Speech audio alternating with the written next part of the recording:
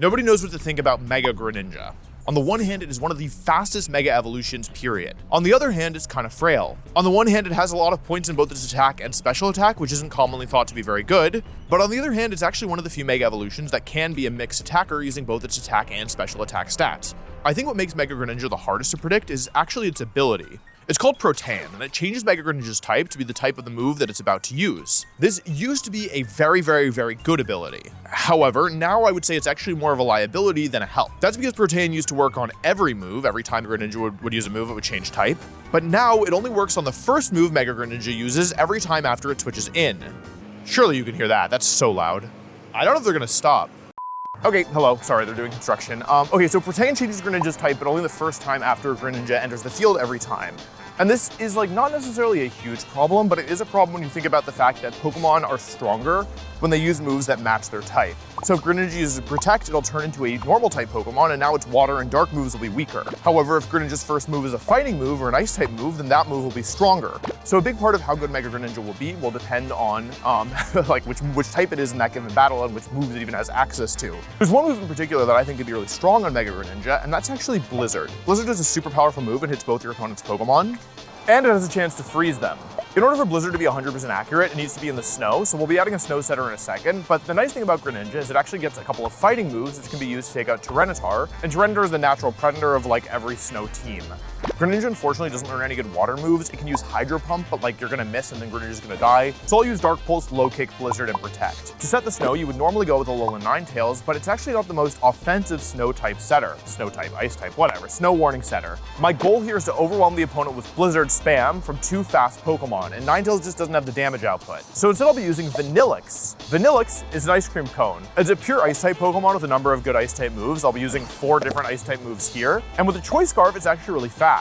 Vanillix plus Greninja as an ice type using Protean Blizzard is pretty threatening, because not only will you be doing good damage to both your opponent's Pokemon, even if they resist Blizzard, but each Blizzard that hits has a 10% chance to freeze, and so 2 Blizzards, the odds start stacking up really quickly.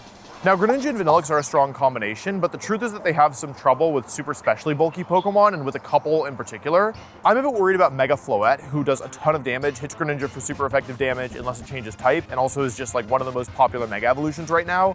And I'm also worried about Mega Gardevoir for similar reasons. So I want some kind of poison type offensive Pokemon that I can use. Normally people are going with Sneasler, but I want a Pokemon that's immune to Fake Out, so I'm going to be going with Gengar. Almost all Gengar right now are holding the Gengar item, but I want to use the Focus Sash instead. This gives my Gengar a bit more staying power and will allow me to use the move Destiny Bond, which is a very scary move that will knock out unprepared foes if they just attack willy-nilly into Gengar. And the Focus Sash makes it easier for me to position Gengar just generally. The thing about having a poison type and kind of 2 ice types is that steel type Pokemon are kind of a huge problem, and we're gonna want some answers for them. I'll add Garchomp next. I'll add a bulky Garchomp here with the Lumberry item. Garchomp is nice because it not only helps with the steel type Pokemon that are causing me problems, but it's also really good into Charizard, specifically Mega Charizard Y.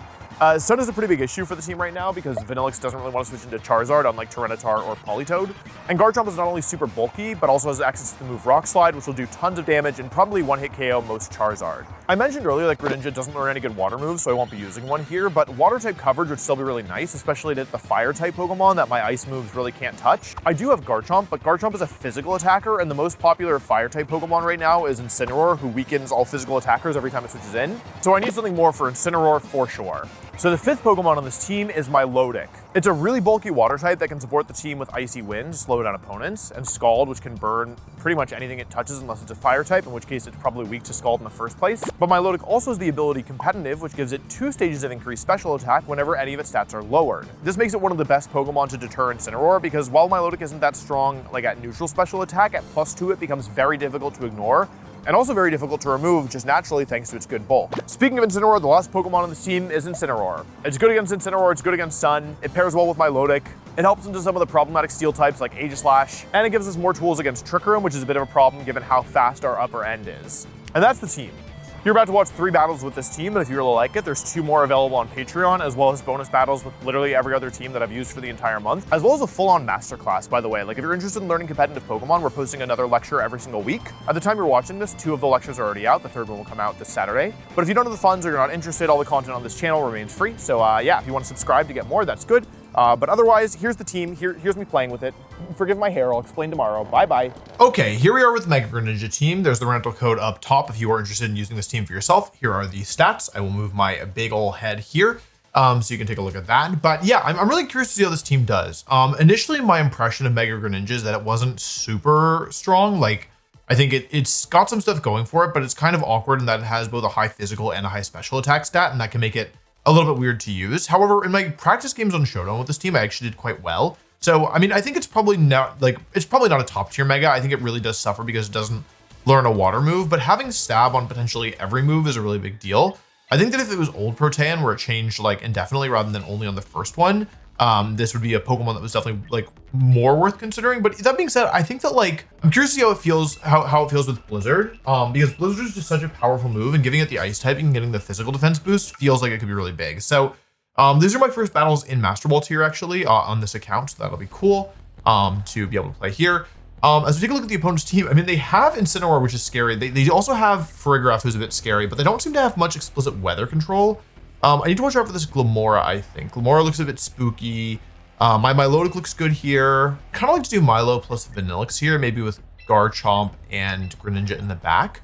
This gives me, like, if they lead poorly into this, I can just click Blizzard right away. And if they lead with Glimmora, which I think is the scarier option, I can switch to Garchomp right away as well. So I think I like this lead. Yeah, I think I like this lead. Doesn't seem bad. My goal basically is to get everything, like, do enough work where I can just start spamming Blizzard. One thing I need to watch out for is Basculegion. It is faster than my my Greninja, and so and my Scarf Vanillix by 1 point as well if it is Choice Scarf, which is not guaranteed to be, but yeah, better to respect it, right? They could go for like Kommo in the lead. That's one option, though Kommo isn't like so happy to see Vanillix in the lead. So yeah, having, I guess it's only 2 Ice Weak Pokemon, but like even Farigiraf and Basculegion take more than you might expect from Blizzard. So yeah, overall, I think this isn't a bad matchup by any means, though I need to be careful about I think the Kommo, the Farigiraf, and the Glimmora are the biggest threats here. The nice thing is they can only bring 4 Mons, and because I have Milotic, if they bring Incin, they're like kind of, well, they're not happy to see Milotic, but also Incin is one of their only Pokemon that wants to match up into Greninja. So let's have a look here. This person is a fair bit higher than me. I guess they're tier 3 and I'm tier 4. Okay, Whimsicott and Kommo. So, I mean, I'm just going to click Blizzard, to be honest. I mean, I have to watch out for Aura Sphere. I could just get, like, totally popped, right? But I think just Blizzard and Icy Wind seems pretty reasonable to me. Let's give it a shot, right? The thing about Blizzard is I can also freeze people. If I hit Blizzard, if I get Blizzard off, then... Oh, they go for Light Screen, actually. That's really interesting. Okay, so they're going to make themselves a lot bulkier. However, this is still going to do a fair bit of damage. It probably won't KO the Whimsicott anymore, but I mean... Yeah, that's a lot of damage. Give me the freeze. Give me the double freeze. Oh, man. Okay, I mean, they're setting up. They're now +1 speed, but they're losing a... Wait, how... Are they dead to Icy Wind? Are they... I think they're dead. Who else think it? Dead, yes or no? Okay, well, that was a good turn for me. We drop Whimsicott's speed, which doesn't really matter, but we KO'd Kommo with kind of no drawback. So, yeah, I think that's pretty good, is my current impression. Bascu Legend comes out. Okay, that's not great for me. I think we need to scald this thing and try and get the burn. Actually, I think I'd rather Icy Wind again, because I really don't want to give them speed control, right? The thing is with the snow defense boost, I'm not as worried about Basculegion. Maybe I should be. They actually switch out, so that's not good for me. Glimmora, okay, maybe this thing has Dazzling Gleam. They do have Light Screen up. Here's Blizzard. If they're Scarf, they're Slow Scarf. I'm going to freeze one of these Pokemon. I'm going to do it. I didn't freeze either. I've decided this game is actually a bad game. And I took infinite damage. Hello. Okay, so here's what I'm thinking. Can I just Blizzard again? I know it looks stupid, right? And it probably is stupid. But I think I need the chip damage on the Basculegion. Okay, it is Mega Glimmora. So it'll take less from the second Blizzard, but still not nothing, right? I had to watch out for Whimsicott coming in. I guess what I'm afraid of now is Flip Turn. Glimora's online. I have Garchomp as my last, so I'm doing pretty well into Glimmora in the late game, right? I've done 66% to Basculegion. Surely it dies to Dark Pulse, right? I haven't frozen anything. Why is the Basculegion faster than the Glimmora? Just Power Gem, okay. So now what? Now what indeed? Okay, I have 2 choices here. I go into Greninja for sure. I can either go for Dark Pulse, which has the highest potential upside, I think, and that it could KO Basculegion. The issue is they could just switch out, right? So I think what I'm going to do instead is I'm going to recover with my Milotic, and I'm actually going to go... Jarvis? Why can't I Mega Evolve? Jarvis, where's my Mega Evolution button? I don't know why I can't Mega Evolve. I'm not being funny. I don't know why. Did I give it the wrong... Did I give it the Gengar right? Hang on a second. Well, that's going to change things. Recover Blizzard. I'm going to freeze. I go for the freeze, baby. I also predict... Okay, it's fine. That's a great animation in this game. Who else think it? Okay, well, my Greninja is now an Ice type. Why can I not turn into Mega Greninja? If I was Mega Greninja here, I'd be so good. I killed the Whimsicott. Help! I don't know why I can't do click my funny button. The thing is, am I dead to last respects? The thing is probably Choice Scarf, right? If I was Mega Glamora, if I was Mega Greninja, I would think I could KO. Okay, hang on. Who's stronger? I have 155 special attack. Okay, I'm not stronger. That's not good. Protect and Switch is somewhat reasonable here. I can still win this. Did I give it the Gengar right by mistake? I think I may have. I don't know why I can't Mega Evolve. I wanted to show off Mega Greninja, but like, okay, just pretend. Pretend I could Mega Evolve here, because then I could turn into, yeah, just pretend. Just pretend. I made the wrong play again. I might be the Woat. I'm alive. Okay. I'm pretty sure there's Scarf, right? Snow is gone. Light Screen's gone. Like, surely Greninja takes a last respects here, right? Oh no, okay, they are Scarf. Do I live this? Okay, good job, my Lodic, although there is a problem here. I guess I could have Stomping the other slot. Okay, they are Scarf. If I get this Icy Wind off, okay, I should win.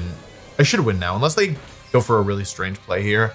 If I'd been able to Mega Evolve, this would have been a lot easier. But yeah, I lose my Lodic, but my Lodic more than did its job. I got -2 speed in the Glamora, and it got the Basculesian to -1 speed, which is really important. So now I can go into, okay, they forfeited. Okay, let's figure out why I couldn't Mega Evolve.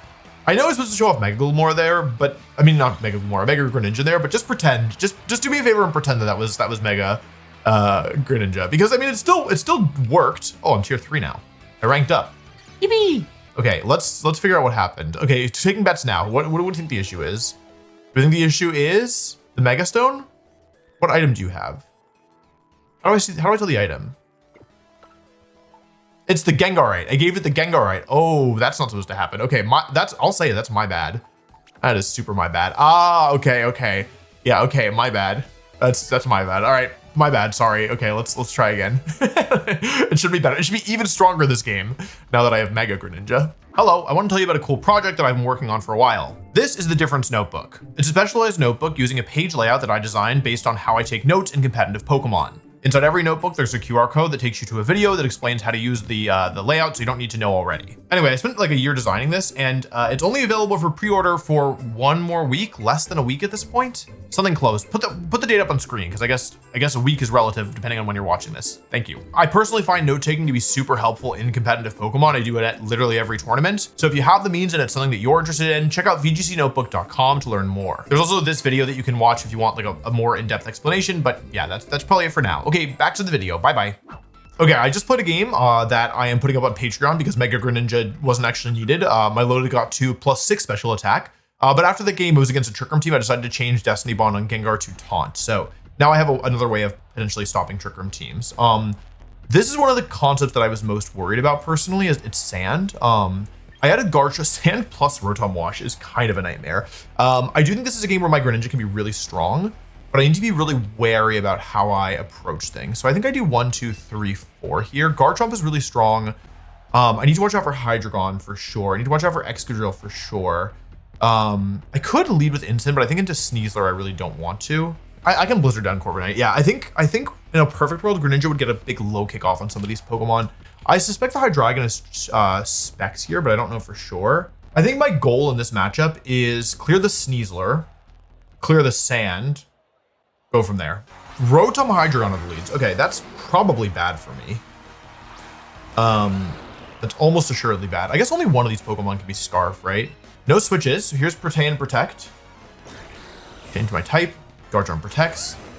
Hydreigon goes for Heat Wave actually. So if it's Scarf Hydreigon, then it's locked into Heat Wave, and I go for Will-O-Wisp and Rotom. I think honestly this is fine. I don't really care about Heat Wave here. I was gonna go for Blizzard, but now I'm just gonna go for Mega Evolve and Dark Pulse here, and then I'm gonna go for Dragon Claw into the Hydreigon. Dark Pulse is not that powerful of a move, especially from Mega Greninja, but I think getting 40% damage on this Rotom is actually probably worth it to me. Like, ultimately, my goal is to low kick down the Tyranitar, right? Which I suspect is waiting in the wings, and is also one of the only Megas on this team, right? It's T-Tar, Exca are the Megas, they have Corviknight, and then the last Mon, I forgot. But yeah, like, it's probably Mega T-Tar, so I gotta be careful of that. They're thinking about it. I mean, it's a tough choice, right? They actually switched Rotom out here, interestingly enough. Here's Excadrill. I mean, I'm quite happy to break a potential Focus Sash on this thing.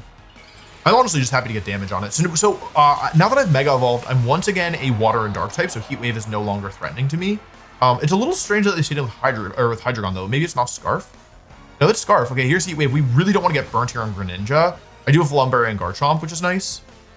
They crit my Garchomp, couldn't mattering later. They burn my Garchomp. That matters because they have Lumberry. That matters because they have Will-O-Wisp and a Rotom. So overall, I would say a pretty terrible turn. Who else think it? Here's Dark Pulse. Retain turned me into a pure Dark type, so I lose my Electric weakness and my Fire resist. Dark Pulse does over half. Okay, that's pretty good. Excadrill, yeah, is now in range of another one of those. It's in range of Blizzard, and they survive. Okay. They switch Hydreigon out, so this is either T-Tar or it's Rotom. It is T-Tar, so I think this is probably good for me, all things considered. I get an Intimidate on both Pokemon, especially on Tyranitar, that matters. I do miss my Lumberry pretty badly, but this is okay. I get Intimidate down on both. Even after a Dragon Dance and a Mega Evolution, I think my Greninja is still faster, but they go for Rock Slide. This now has a chance to flinch my Garchomp and have them survive the turn with Excadrill, which would be really bad. 30% chance to flinch? Okay, I get rid of the Excadrill, so that means that their faster Pokemon are kind of slipping away. I think I'm in the lead now, because I'm setting up for an endgame where I can just low kick and Blizzard everything, right? Okay, it's Hydreigon. I'm just gonna click Fake Out into this thing. They can switch out, but it doesn't really change like anything, right?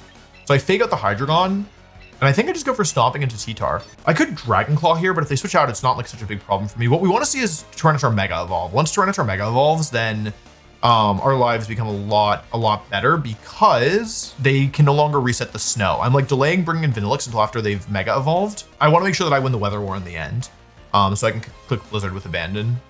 They're -1 on the T-Tar, so that is incentive to switch, but the thing is if Tyranitar switches out, then I get Stomping Tantrum into Rotom, which actually doubles its power for the next turn, Stomping Tantrum.